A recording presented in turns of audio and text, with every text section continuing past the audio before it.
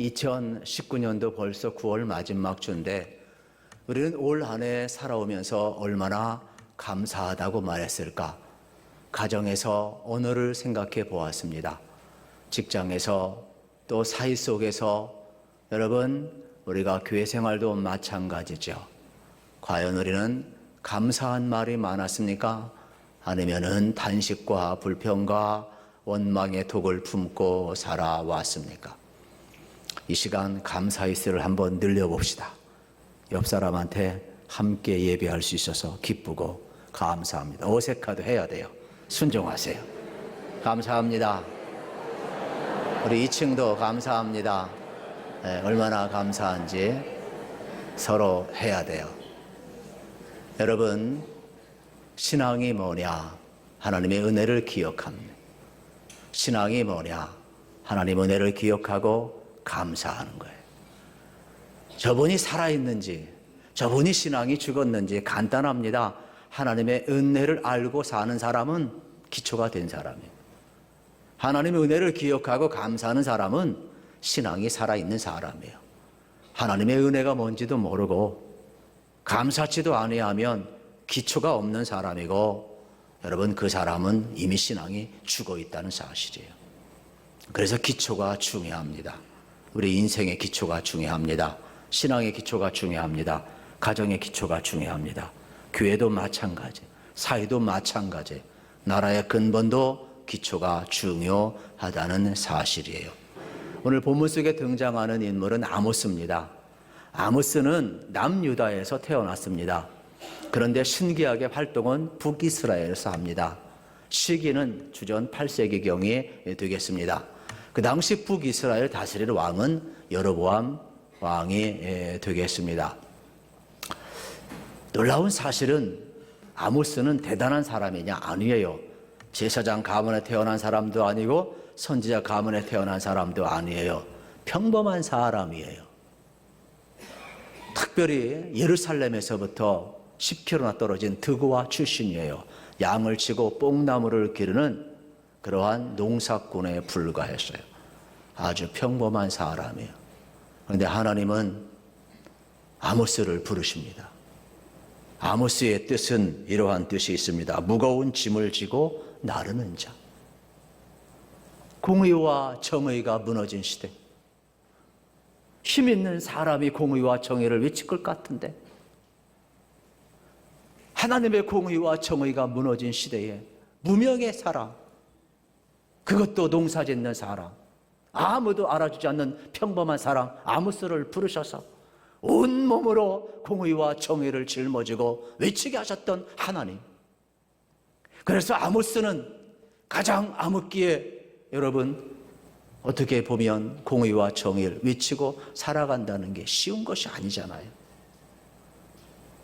그런데 느헤미야는, 아니 아모스는, 어떻게 보면 하나님의 사람들은 여러분 성경 속에 계속해서 하나님의 말씀이 임할 때 그 말씀을 온몸으로 짊어지고 나아갔다는 사실은 우리에게 시사하는 바가 크다는 사실입니다. 이러한 때에 하나님께서는 아모스 선자에게 5가지 환상을 보여줍니다. 그래서 첫 번째 메뚜기 환상, 불의 환상, 다림줄 환상, 여름 과일 광절의 환상, 성전 문지방이 부서지는 환상을 보여주는데, 오늘 본문은 3번째 환상, 다림줄이 되겠습니다. 다림줄은 여러분 목수들이나 건축가들이 건물을 건축할 때 특별히 측량하기 위해서 세워놓는, 사용하는 건축 도구가 되겠습니다. 사전적인 의미를 보면 국어사전에 이렇게 기록되어 있습니다. 다림 즉 수직을 볼 때 쓰는 줄로 수직이나 수평을 살펴보기 위하여 줄을 달아 늘어뜨리는 것이다. 여러분 지구의 중력을 이용하면 줄을 달아서 딱 늘어뜨리면 정확하게 수직이 세워지는 거예요. 건물을 지을 때 다림줄은 절대적인 기준이에요. 아무리 급하다고 그래서, 아무리 자기가 실력이 좋다고 해서 어림잡아서 건물을 지으면 반드시 무너지게 되어 있어요. 그러나 다림줄을 놓고 수직과 수평을 맞추어서 건물을 세워가면 웬만해서는 무너지지 않는다는 사실입니다. 하나님이 마치 여러분 건축을 다 하고 나서 그 건물이 잘 되었는가 잘못 되었는가 멀리에서 바라보듯이 북이스라엘을 향하여서 하나님이 내 백성으로 세웠는데, 내가 바르게 내 백성으로 세웠는데 이 백성이 지금 바르게 살고 있는지 한번 아모스야 한번 측량해 보라, 이 말이에요. 하나님께서는 지금 이 다림줄 환상을 보여주면서 북이스라엘을 심판하시겠다고 이야기하고 있는 겁니다. 왜 그렇습니까? 여러분, 아모스가 활동하던 시대 북이스라엘은 여로보암이 등장을 하면서 솔로몬 시대 누렸던 모든 영광을 누립니다. 정치적으로, 군사적으로, 경제적으로 강대국이 되었고, 영토도 솔로몬 시대처럼 강력하게 넓힌 최고의 부귀영화를 누리던 시대였습니다. 외형적으로 보게 되면은 잘 나갔어요. 그런데 하나님은 다림줄의 환상을 보여주면서 내가 이 도성, 이 백성을 심판할 수밖에 없다. 영적으로 이미 폐허가 되었다라고 하나님 말씀하고 있는 장면을 보게 되는 것입니다. 무엇 때문에 이렇게 되었을까? 아모스서 곳곳에서 우리에게 들려주는 내용은 여러분, 유다 백성뿐만 아니라 북이스라엘 백성들도 하나님 앞에 범죄하였는데, 예를 들면 아모스 4장 1절에 보면 사마리아 산에 있는 바산의 암소들아 이 말을 들으라. 너희는 힘없는 자를 학대하며 가난한 자를 압제하며 가정에게 이르기를 술을 가져다가 우리로 마시게 하려 하는도다 말씀하고 있어요. 여러분, 이게 무슨 내용이에요? 외형적으로 볼 때에는 나라가 부강하고 번영을 했지만은, 실질적으로 하나님 앞에 예배하는 것 같았지만은 그들 사이 속에는 이미 공의와 정의가 무너지고 자기 동족끼리도 이익이 앞세우다 보니까 가난한 자를 외면하고 핍박을 하고 이자를 받고 폭리를 취하고 사이에 하나님의 공의가 정의가 무너져서 심판할 수밖에 없다라는 사실이에요. 왜 이렇게 되었을까? 여러분, 그들이 하나님을 기준점 삼고 살아야 하는데 하나님 기준점 살고 살지 않으니까 금방 무너져 내려버리고 만 겁니다. 우리의 신앙도 마찬가지예요. 우리 안에 하나님의 기준점이 있어야 하는데 환경이나 나의 여러분 판단의 기준점이 된 순간부터는 우리는 금방 무너져 내릴 수밖에 없는 겁니다. 기준점이 있다는 것은 우리를 겸손케 하고 우리 자신 영적 분별력을 갖게 해 준다라는 사실입니다. 하나님의 말씀이 오늘 다림줄이 되겠는데, 여러분, 세상은 성공이나 인기나 외모나 스펙이나 세상적인 것을 가지고 기준을 삼지만 하나님은 하나님의 말씀 앞에 온전히 순종했느냐? 하나님을 가까이 했느냐? 하나님의 거룩함을 드러냈느냐? 기준점을 삼고 있다라는 사실이에요. 오늘 우리 사유는 절대적인 기준보다는 옳으냐 그르냐 보다는 그냥 내가 좋으냐 싫으냐가 기준이에요. 그냥 진영 논리가 기준이에요. 이 땅의 지도자들도 백성들을 가지고 자기들이 추구하는 이념을 실험하고, 어떻게 백성들이 이념 추구의 실험 대상입니까?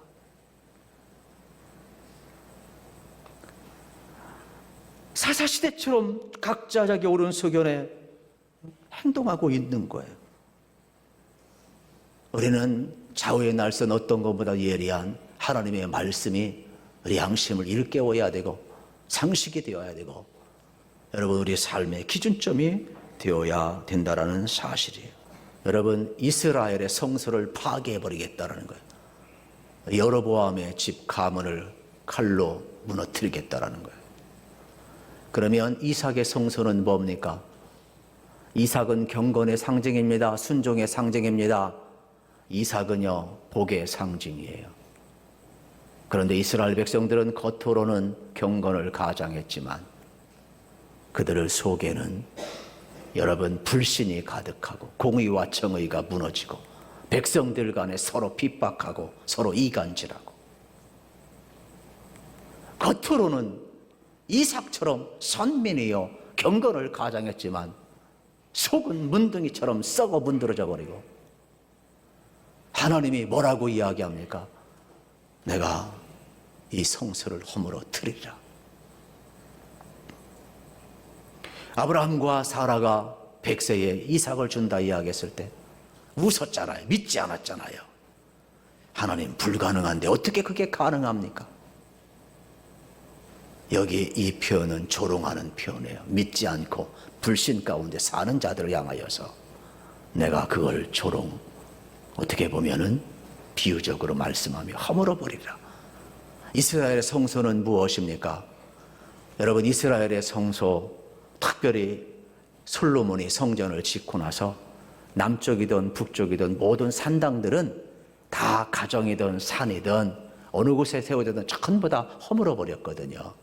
근데 이게 잘 되지를 않아요. 그래서 요시야 왕 때 종교개혁을 일으켜가지고 전부 산당을 허물어 버립니다. 그런데 문제는 이제 성전이 어디에 있느냐? 남유다에 속해, 예루살렘이 남쪽 유다에 속해 있어요. 그러다 보니까 남유다와 북이스라엘이 갈라져 있는데, 절기마다 또 예배 때마다 예루살렘으로 가니까 북이스라엘의 통치자들이 기분이 나빠요. 저거 예배하다가 민심까지 돌아서는 거 아닌가? 그래서 민심들을 돌리기 위해서 예루살렘에 가서 예배하지 말고 북쪽 베델과 단에도 산당을 세워가지고 성소를 세워서 예배하라 만드는, 이게 이스라엘의 성소예요. 그런데 거기에서 우상 숭배도 허용하고 하나님도 예배하고 타락도 거기에서 오는 거예요. 왜요? 하나님 앞에 경건된 마음으로 순수하게 깨끗이 거룩하게 예배드리는 것이 아니라 종교를 통치 수단으로 지도자들이 활용을 하다 보니까 이게 타락을 하게 된 거예요. 그래서 하나님이 이스라엘의 성소를 폐하리라 그런 거예요. 여러분, 여로보암의 집도 하나님이 폐하리라 그랬어요. 실질적으로 그의 자손이 왕위에 오르지만 여러분, 어떻게 됩니까? 살룸에 의해서 반역이 일어나고 암살을 당하게 되면서 여로보암의 집이 문을 닫게 되는 거예요. 그러면 왜 이렇게 여러분 이러한 일들이 벌어질 수밖에 없었느냐? 간단합니다. 정치적으로 안정되고 군사적으로 강력하고 영토가 넓히고 경제적으로 번영했을 때 그들은 처음에 하나님의 기준점이 있었습니다. 신실했습니다. 온전한 예배를 드렸습니다. 그래서 하나님이 은혜 주셨기 때문에 하나님이 주신 그 은혜를 그들은 누렸어요. 하나님이 은혜 주지 아니하면 누릴 수가 없잖아요. 그런데 점점 그들의 마음속에서는 교만함이 싹트고 하나님의 은혜를 잊어버리기 시작합니다. 그러면서 내가 노력해서 되었다, 우리가 잘해서 되었다, 그러다 보니까 감사를 잃어버리기 시작을 합니다. 사람의 타락은 순간이에요. 내 마음의 은혜를 잃어버리고 감사를 잃어버리면 내 의가 나오고 내 영광이 나오고 내 인기가 나오고 나를 드러내고자 하는 욕망이 드러나게 되어 있다는 사실이에요. 그 자리에 하나님은 다림질을 대보니까 이미 기울어졌어요. 그래서 하나님은 이 도성을, 이 담을 헐리라 말씀하고 계신 것입니다. 우리는 기억을 해야만 합니다. 이들이 하나님 말씀 모르는 것도 아니고 예배 방법 모르는 것도 아니고 하나님의 뜻 모르는 것도 아닌데 은혜를 잃어버린 순간, 감사를 잃어버린 순간 우리 마음속에 찾아오는 이 교만함, 결국은 여러분 하나님에게서 멀어지게 만드는 겁니다. 오늘 우리는 아모스 선자 외침을 들어야 돼요. 하나님의 공의와 정의가 강물처럼 하수처럼 흐르기를 원하면서 이스라엘 백성에게 외칩니다. 하나님께로 돌아가자. 하나님께로 돌아가자. 이 말씀은 오늘 말씀과 비교해서 접목시켜서 해석을 하면 이런 겁니다. 먼저 우리가 교만함을 내려놓고 여러분 하나님께 감사하면서 감사의 기준점을 삼고 살자는 말씀이 되겠습니다. 우리 이상하죠? 우리가 생각한 대로, 우리 말한 대로요, 우리 행하게 되는데, 계속해서 불평, 분망, 원망하다가요, 내가 망해요. 남이 망하는 게 아니라. 이 사이를 보고요, 불평, 분망, 원망하다요, 사이가 망하는 건 두 번째 치고, 내가 망해요. 내가 망해. 우리 기준점에요, 감사가 없잖아요. 하나님이 없잖아요. 신실함이 없잖아요. 금방 여러분 황폐해야 되는 거예요. 우리 내면에 다림줄을 세우지 아니하면, 하나님을 세우지 아니하면, 여러분 감사의 기준점을 세우지 아니하면 우리 인생은요 금방 황폐하게 되어 있다는 걸 아셔야 돼요. 그래서 저는 이 말씀을 준비하면서 생각해 보았습니다. 모든 것 하나님이 허락해 드릴 수 있는 것인데 우리는 얼마나 감사하고 있는가? 정말로 우리가 믿음의 길 바로 걷고 있는가? 내게 주신 가정, 직장, 또 우리 삶의 자리에서 우리는 얼마나 감사하고 있는가? 정말 하나님을 가까이 하고 있는가? 하나님의 영광을 위해서 살고 있는가? 하나님의 거룩함을 나타내고 있는가? 아니면 나의 영광과 여러분 내 목적을 위해서 지금 열심히 달려가고 있는가? 하나님의 은혜에 대해서 우리가 얼마나 감사하고 있느냐? 그 기준점에서 보라면 누구나 다 불평과 원망과 한많은 삶을 살 수밖에 없어요. 우리 일상 속에서 감사가 참 회복되어야 되는데, 특별한 날, 특별한 사건 때문에 감사하는 것이 아니라 평상시 우리 삶에 하나님께 감사하는 믿음의 고백이 여러분 가운데 일어나기를 소망합니다. 특별히 여러분 장영의 교수가 쓴 내 생에 단 한 번이라는 수필집에 보면 이러한 내용이 나옵니다. 한 토막을 여러분에게 소개하면, 이분은 암에 걸린 사람이잖아요. 그런데 마지막 순간까지 그는 모든 사람에게 감동을 주고 갔어요. 내 생에 단 한 번뿐인 이 수필집은 여러분 실질적으로 최고의 상까지 받은 작품이에요. 거기에 이러한 내용이 하나 나와요. 보통 우리는 하필이면이라는 단어는 여러분 부정적일 때 많이 쓰지 않습니까? 예를 들어서 내가 병에 걸렸어요. 하필이면 왜 내게 이런 일이 벌어지는가? 어떤 불행한 일이 닥치면 왜 하필이면 나에게 이렇게 불행한 일이 닥치는가? 원망하고 탄식하고 부정적인데 많이 쓰잖아요. 그런데 어느 날 이 장영의 교수가 조카를 만났는데 조카한테 곰 인형을 선물로 줘요. 근데 이 조카가 한국말이 서툴렀던지 외국에서 살다 온 조카이니까, 이모 하필이면 왜 내게 이렇게 좋은 곰 인형을 줘? 이 단어를 쓰는 거예요. 그래서 거기서 통찰력을 얻었어요. 아니, 늘 나는 부정적으로, 자기가 전문가이잖아요. 글 쓰는 사람이니까. 늘 부정적으로 썼는데 어린아이가 하필이면 나에게 왜 이렇게 이모가 사랑하는 마음으로 곰인형을 치냐, 너무 좋아, 나를 너무 사랑한다는 거예요. 그래서 그가 단어를 바로 긍정적인 데 쓰기를 시작을 합니다. 이 땅에는 수많은 사건 사고가 터지는데 하나님 앞에 이렇게 그는 용어를 쓰기를 시작을 해요. 하필이면 오늘 나에게 왜 아무런 사고도 안 일어났지? 하필이면 나에게 왜 이렇게 건강한 몸도 허락해 주셨지? 하필이면 나에게 왜 이렇게 사랑하는 사람과 함께 하신 은혜를 주셨지?